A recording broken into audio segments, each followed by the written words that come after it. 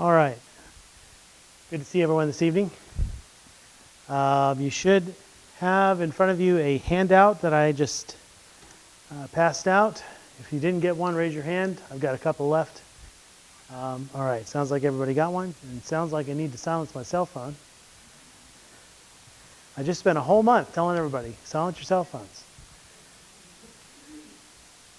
And it's not my month to give announcements, so I forgot. So for the benefit of those that might be listening to the recording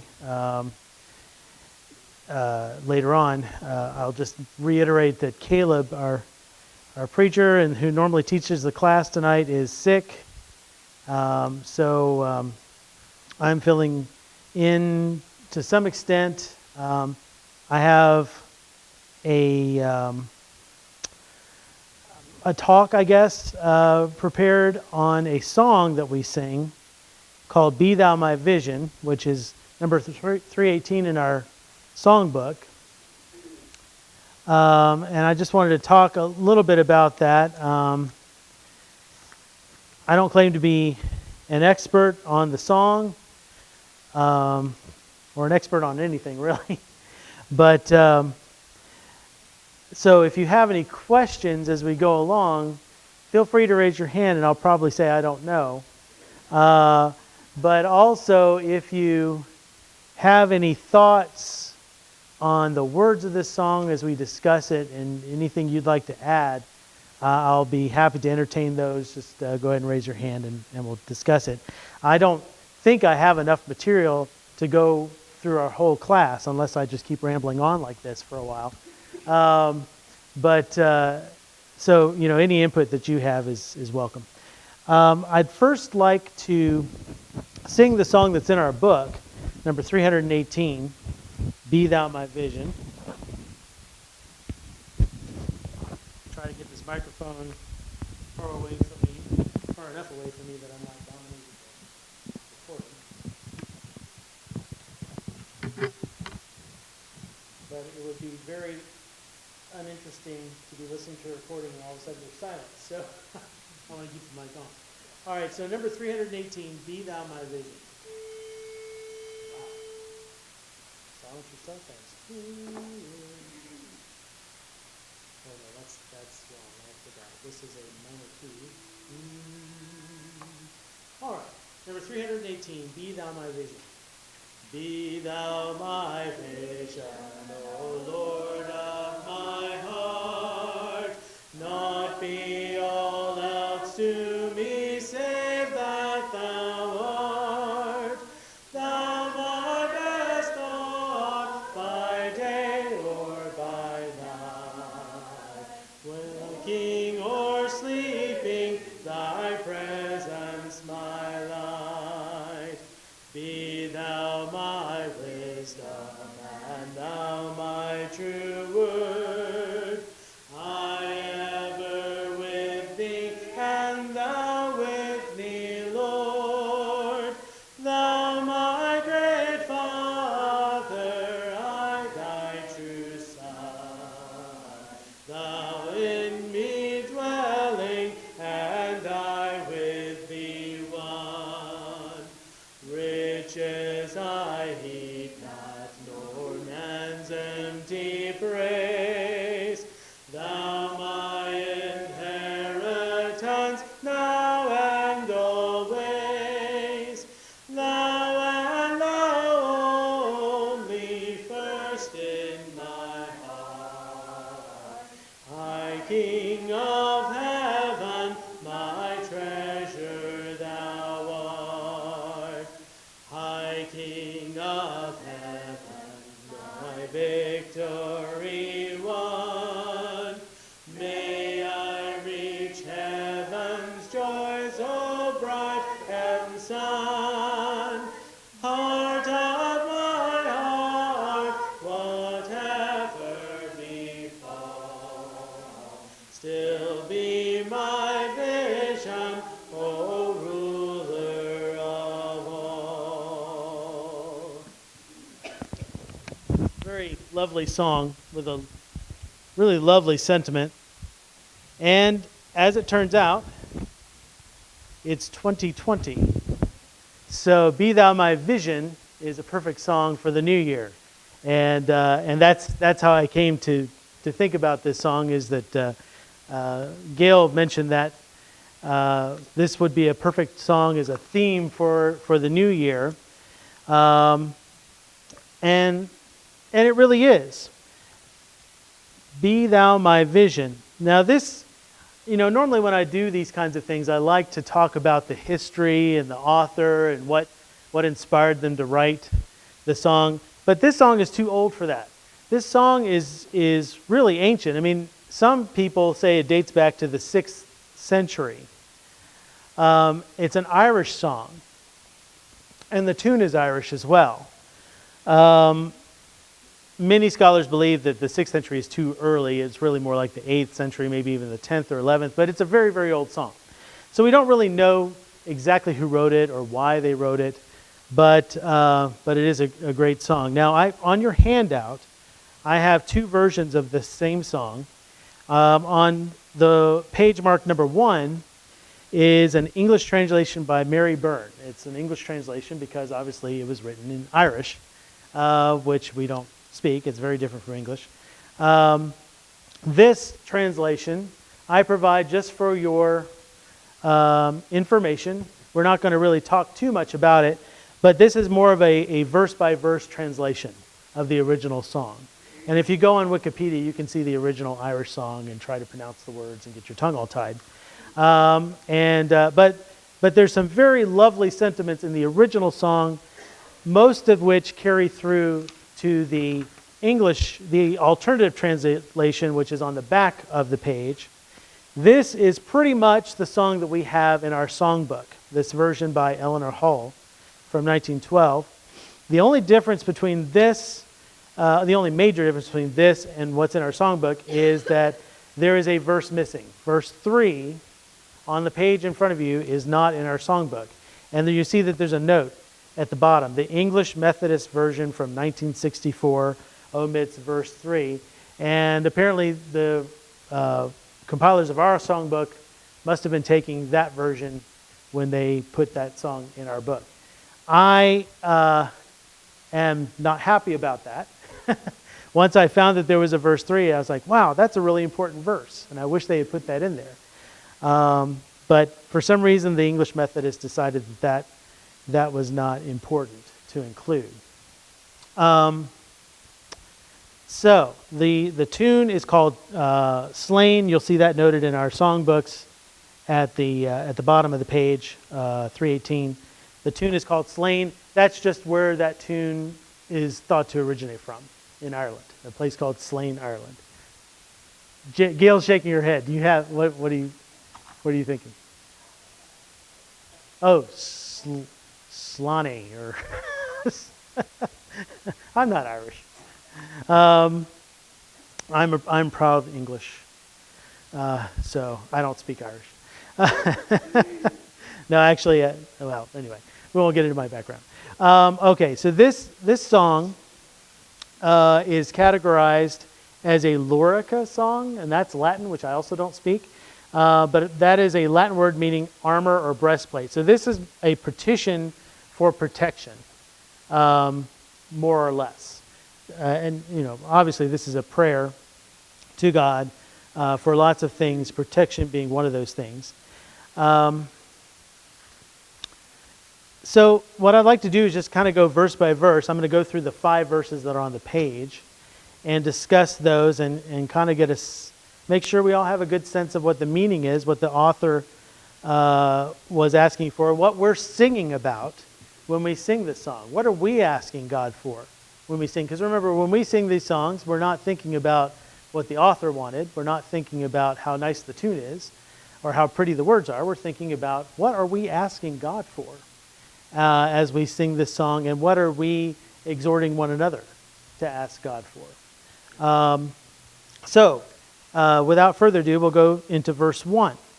And this verse is a prayer. I said it's a prayer for focus. A prayer for focus on God. Be thou my vision, O Lord of my heart. Not but all else to me, save that thou art. So, where the desire is for God to provide a vision, to actually be our vision as we move through life. So our focus is on Him. And He is actually the Lord of our heart being our innermost being. So even that part of us that most of the world kind of sees as theirs, they claim sovereignty over that part, that inner part of themselves, and say, I control that. That is mine. I get to do with what I want, my innermost thoughts and feelings. No. The writer of this song says, He, God, is the Lord of my heart, my innermost being. He is sovereign over even that part of me, not just my actions and my words, but even my own thoughts and feelings, every part of me, my most private part. The only truth that matters, not be all else to me, save that thou art. The only truth that matters is that God exists. God is real. He is there, and we acknowledge that. And we want our best thought, thou my best thought by day or by night, waking or sleeping, thy presence my light. We want our thoughts, no other thoughts, to come in and cloud our vision, the vision that God has given us. And we want God's light to guide our way day and night. Now, I'd like to look at a verse or two that kind of goes along with this. Maybe it's the inspiration for this thought, maybe it's not, but it came to my mind anyway. Matthew chapter 6, verses 22 and 23, especially the part about thy presence, my light. Kind of made me think of this, where Jesus says, the eye is the lamp of the body. So if your eye is healthy, your whole body will be full of light. But if your eye is bad, your whole body will be full of darkness. If then the light in you is darkness, how great is the darkness?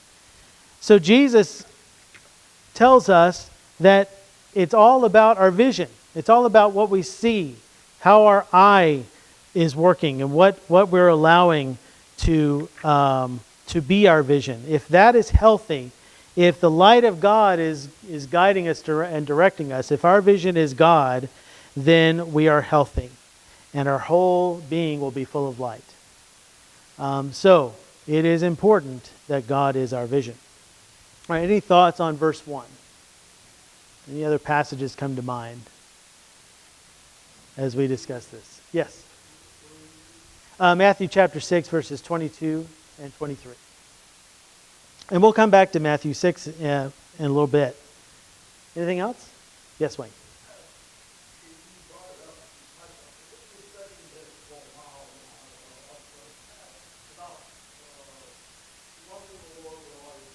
Yes.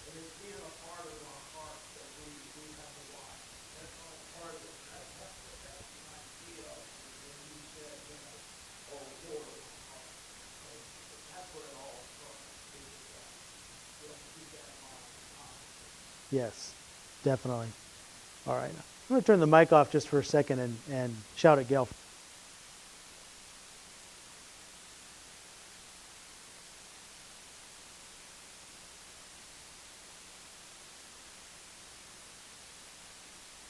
Okay, we're back.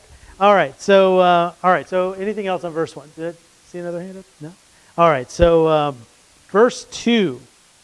Now, I said that this was a prayer for a relationship with God. Be thou my wisdom and thou my true word. I ever with thee and thou with me, Lord. Thou my great Father, I thy true Son. Thou in me dwelling and I with thee one. And that's the key to this verse. The oneness of myself with God. To be like a son to a father and he a father to a son. To have his wisdom, his word guiding me. And to just have that close relationship with God and to have him guide us. The relationship is deeper even than the father and son image here, because he goes into, he says, thou in me dwelling. Well, fathers and sons are close, but they're not that close. We want an even closer relationship with God than a father and a son. Thou in me dwelling and I with thee, one. That is the deep influence of God over our lives, that we are one with him and that his wisdom guides everything that we do. And I thought about John 17 and the prayer of Jesus.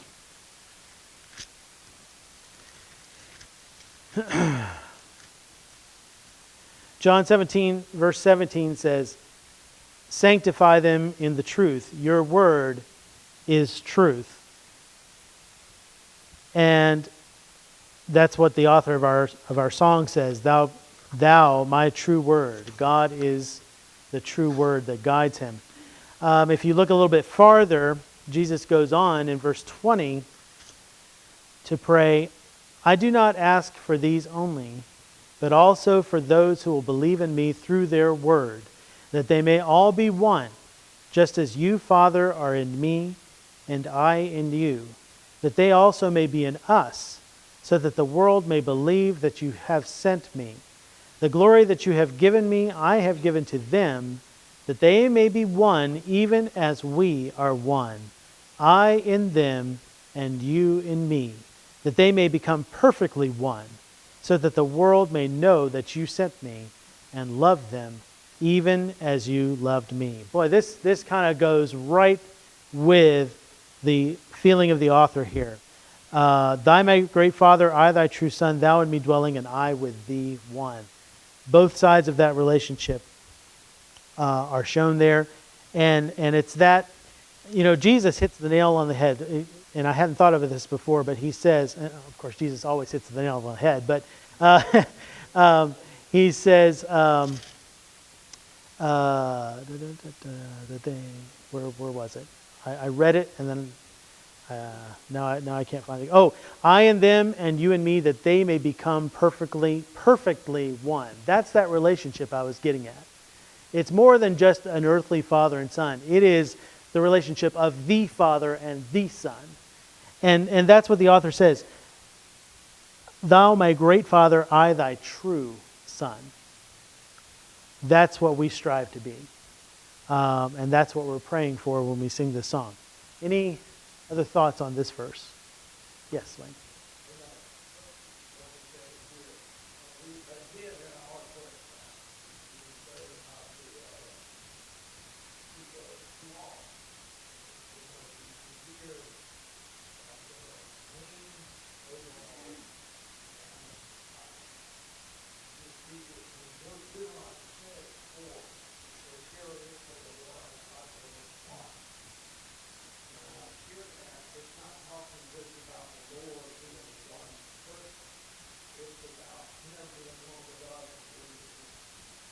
And so we should be, yes.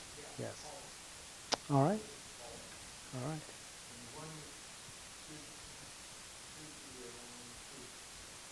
Yes.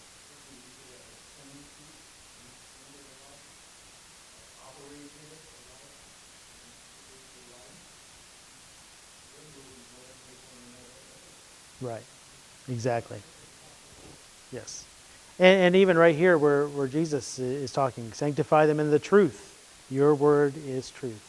And then he continues to talk about their oneness in that word. Okay, very good. Thank you. All right, so if there's nothing further, we'll move on to verse 3. We're going to talk about verse 3 on the page here that's omitted from our songbook. Be thou my battle shield, sword for the fight. Be thou my dignity, thou my delight. Thou my soul's shelter, thou my high tower. Raise thou me heavenward, O power of my power. So we have some imagery here of some military imagery and some imagery of power and strength. Now, one of the reasons why I really think that they should have left this verse in, especially when you think about the original writing and the time that it was written.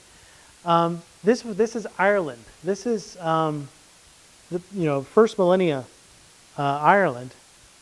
I guess they call it Middle Ireland. I don't know, but anyway, it's a time of clan warfare. It's a time of great strife in Ireland. And so this kind of language would have resonated with people at that time. What? I'm sorry? Yes? Yes. And they would have, right, exactly. They would have, they would have been very familiar with sword play and needing a shield for protection, needing high towers to be able to see the enemy coming for protection, needing shelter from the enemy, right? And so this would have been very, very strong imagery for them. And so, it's kind of regrettable that it was left out of our song book as well as others. But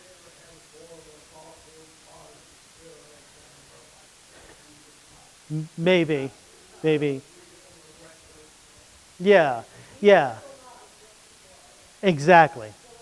And so it's still important for us. It's still a very, very important verse for us. Maybe it doesn't resonate as much with us, but it's still. And while perhaps the author is thinking of physical protection from God, that's not all he's thinking about.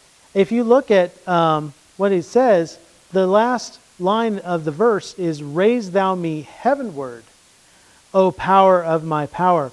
He's looking for God to give him not political power, not physical strength and influence over the earth, but he's looking to be raised heavenward.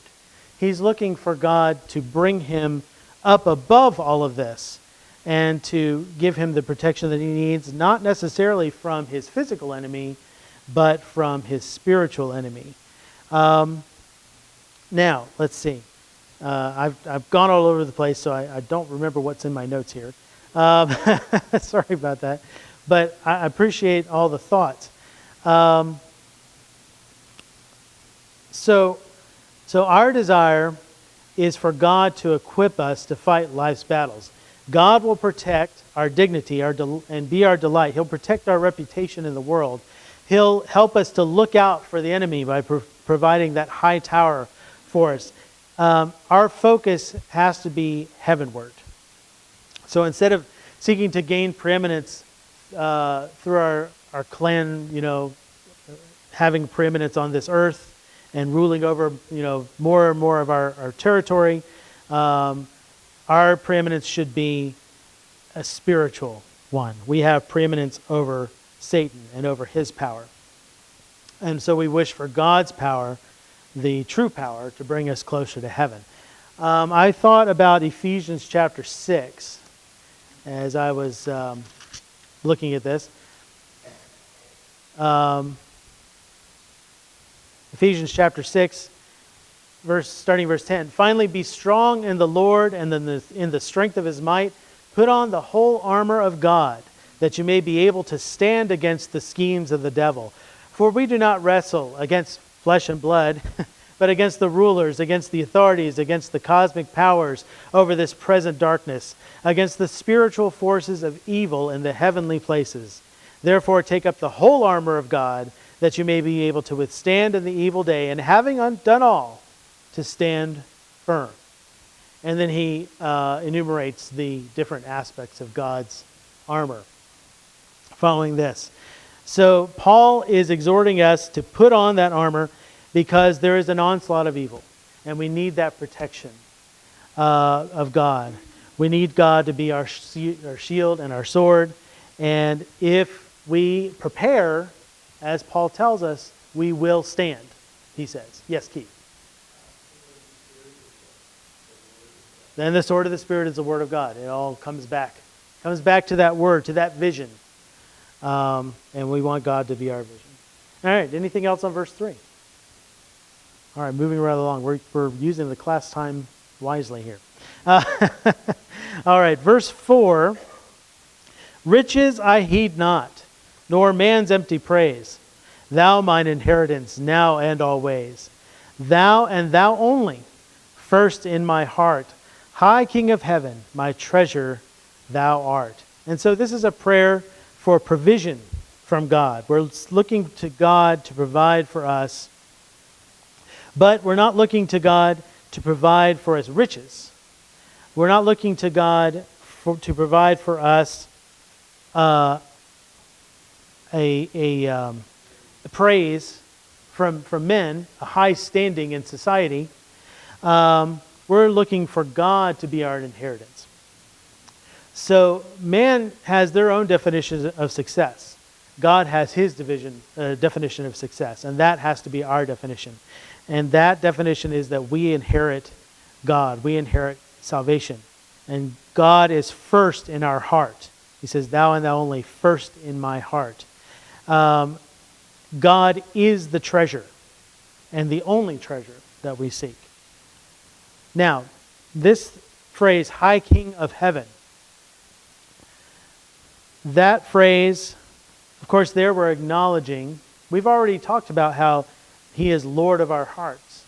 But now we're acknowledging that he is Lord of everything. He has absolute sovereignty. He is the High King of Heaven. That word High King might also be translated chieftain. So if you think about the Irish clans, they would have a chieftain who would be over the entire clan. He would have absolute sovereignty over that clan. Well, that's the word that's used here. God is chieftain over heaven.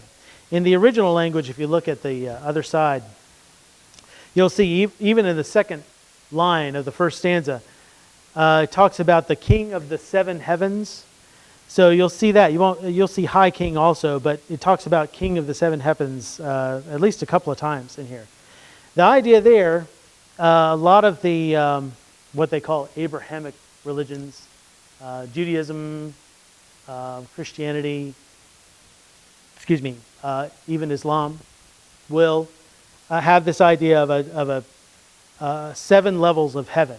And we kind of see that if we look at 2 Corinthians chapter 2. See that alluded to. 2 Corinthians chapter 2, where Paul talks about a guy that went to heaven, and we think it's probably him. 2 Corinthians chapter 12 and verse 2. It says, I know a man in Christ who 14 years ago was caught up to the third heaven. Whether in the body or out of the body, I do not know. God knows. So we have this idea of a third heaven here, which would kind of play into this idea of 7 heavens. Whether we understand that or not, the idea is that 7 heavens is all the heavens there are. And so God is the king of those 7 heavens. So God has absolute authority over heaven and earth. And so he is the High King of Heaven, and he is our treasure. This great God is ours. He is our inheritance and our treasure. How can we need anything else? Is the idea. And then I thought about going back to Matthew chapter 6, beginning in verse 19. Do not lay up for yourselves treasures on earth where moth and rust destroy and where thieves break in and steal. But lay up for yourselves treasures in heaven where neither moth nor rust destroys and where thieves do not break in and steal. For where your treasure is, there your heart will be also. Remember, the Lord is sovereign. The Lord is the Lord of our heart. We read this part. The eye is the lamp of the body, so if your eye is healthy, your whole body will be full of light. But if your eye is bad, your whole body will be full of darkness. If then the light in you is darkness, how great is the darkness? No one can serve 2 masters, for either he will hate the one and love the other, or he will be devoted to the one and despise the other. You cannot serve God and money.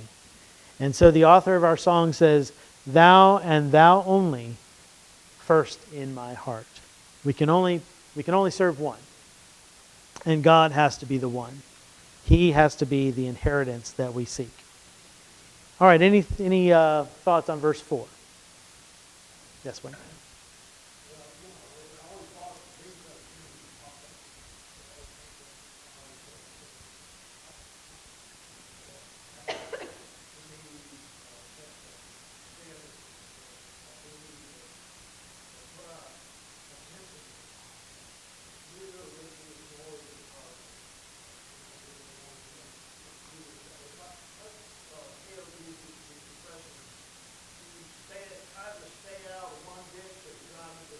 Uh-huh. Uh-huh. Right. Right. Yeah. Well, so let's see. What did you say? Proverbs 30? Let's see.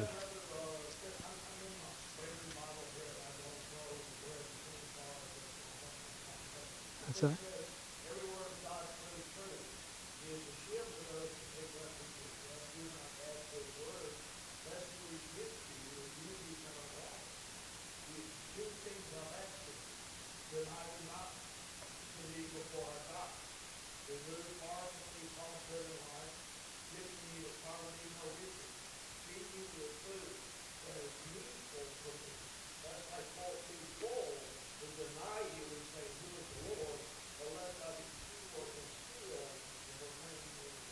Oh, I see. Okay. All right. All right. Very good. Yeah. And so we're not seeking riches or poverty. What we're seeking is God. And if God gives us riches, we still seek God. If God gives us poverty, we still seek God. And actually, we see that in the last verse here. The last verse. So we've gone through all the 4 verses. These are all 4 different prayers for different things. They all kind of go together, but they're 4 different prayers. And so if we have faith that God will answer those prayers, then we are assured of a victory. And this is what this last verse is about, a prayer for victory. High King of heaven, my victory won, may I reach heaven's joys, O bright heaven's sun. Heart of my own heart, whatever befall, still be my vision, O ruler of all. And so we get back to the theme of the song. That's a 5-minute warning. So I'm gonna get the whole class in. Wow. Thank you for your patience. So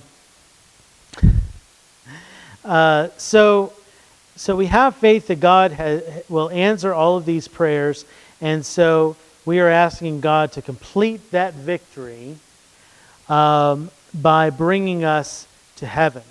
And when we get to heaven, we will have heaven's joys. We will have the bright heaven's sun. What is bright heaven's sun? What is that referring to? Christ, okay? God, yes, He is the light. So God, Christ, God is the light, right? He is heaven's sun. And so we will be able to enjoy all of these things when our victory is complete. God, the ruler of all, gives us all that we need to be victorious if He is our vision. And if we put our trust in Him, if we make Him Lord of our heart, if we regard Him as the high King of heaven, He will provide all of these things for us. I was thinking of Revelation chapter 22.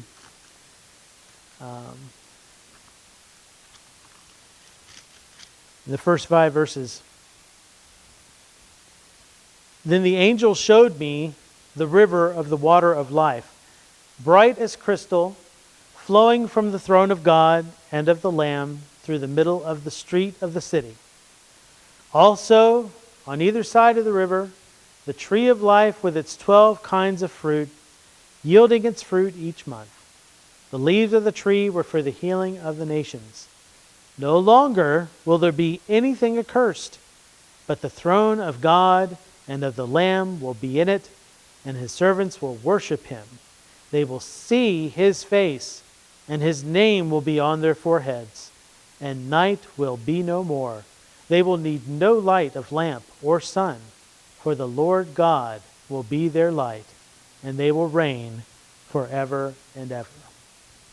That is a depiction of the victory that we have waiting for us if God is our vision. Did you have your hand up? Okay. All right. And so that is verse 5. Any other thoughts on verse 5? Yes, Wayne.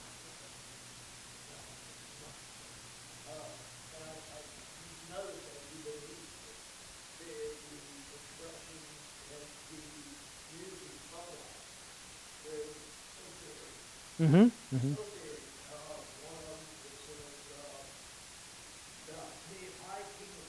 Yes.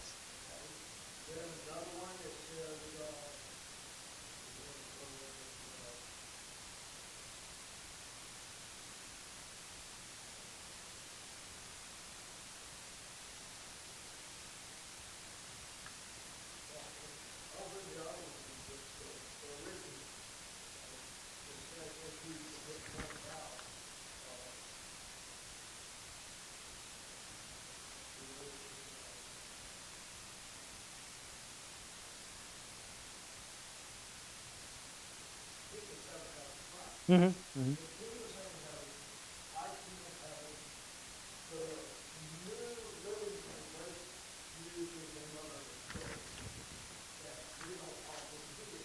Uh-huh. Okay. All right.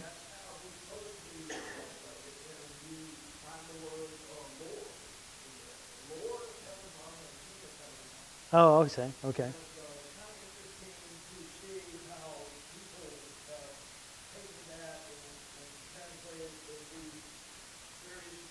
Hmm. Mm-hmm. Right. Yeah.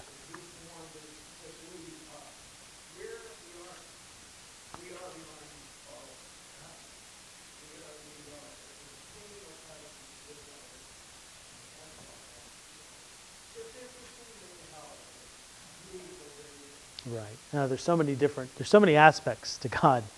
Uh, it's hard to think that we could ever describe them all, but we try. We try. All right. Any other comments or questions? I appreciate your attention tonight. It's it's an excellent song. It doesn't leave anything really out. Um, Such a good thing for us. This would be a good prayer for us. It's a good, I don't know, I just really like this song.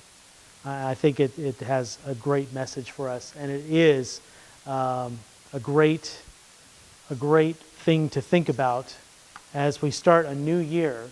You know, let's try to make God our vision, even more than he was last year. Let's try to have our vision be what God wants us to see, what God would have us to do and to focus on. All right. Can we sing this song one more time? I would like to sing all five verses, if you don't mind. And then Keith will lead us in some more songs.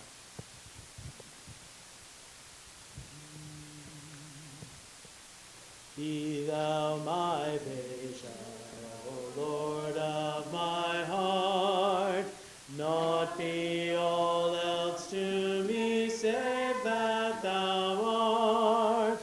Thou my best thought by day or by night, waking or sleeping, thy presence my light. Be thou my wisdom, and thou my true word. I ever with thee, and thou with me, Lord. Thou my great Father, I thy true Son. Thou in me dwelling, and I with thee one. Be thou my battle shield, sword for the fight. Be thou my dignity, thou my delight. Thou my soul shelter, thou my high tower. Raise thou me heavenward, O power of my power. Riches I heed not, nor man's empty praise. Thou my inheritance, now and always. Thou and thou only first in my heart. High King of heaven, my treasure thou art. High King of heaven, my victory